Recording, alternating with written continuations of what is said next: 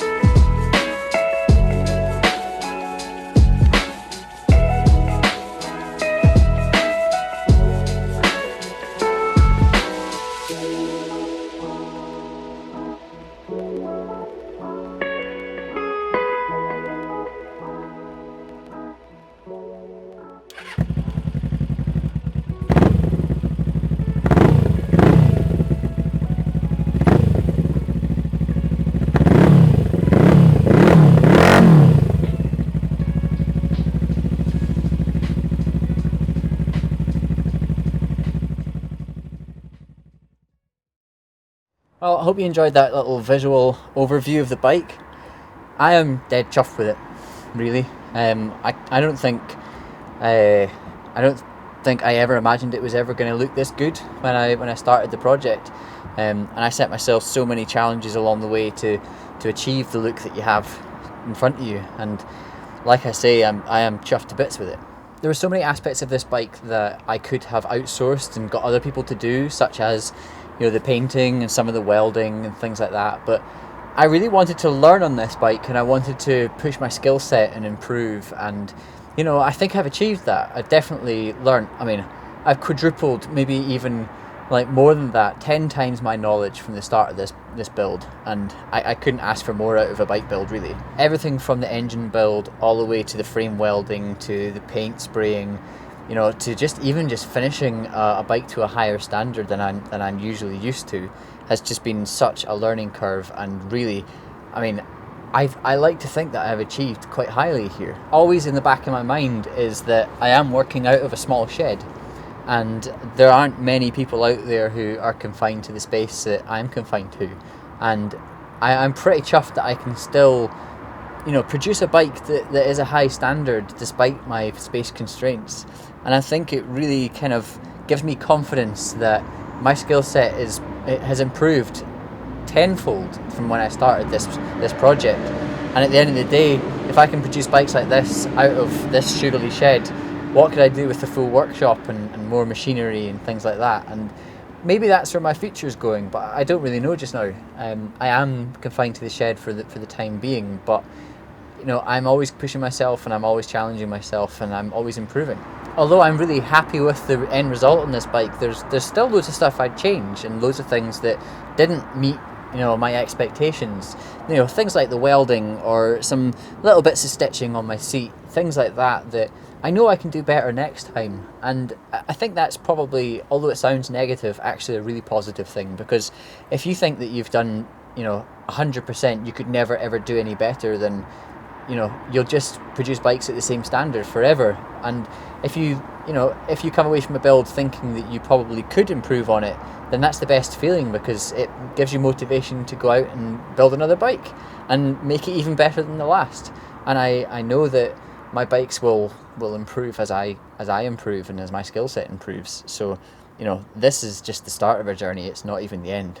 Next for the bike is hopefully get it insured, get it taxed and get it MOT'd, and then we can get it out on the roads for a bit of a shakedown when lockdown restrictions relax a little bit. So do stick around for that, because I will make a video of it when I do get the chance. I'd also like to give a huge shout out and massive thanks to everyone that has helped me throughout this build. You know, I'm not going to name people because inevitably I'll miss on, but you all know who you are. Just people who gave me little bits of advice and, you know, helped me along the way whenever I hit a roadblock or I just wasn't sure what to do. People that lent me equipment like the welding and that sort of thing. You know, thank you for all the skills and knowledge that you've helped impart on me and that I've taken on board to produce this bike. So I cannot thank you enough. And also thanks to everyone who's supported me throughout this build, who's commented on posts, on videos, who's even just given a like now and then. It really does fill my confidence, and it really does, you know, drive me to keep producing the best results that I can. If you've enjoyed this build series, please do give me a like, leave me a comment and subscribe to the Shoogly Shed Motors channel. As I say, this isn't the end of a journey, this is the beginning. So stick around if you want to come on that journey with me.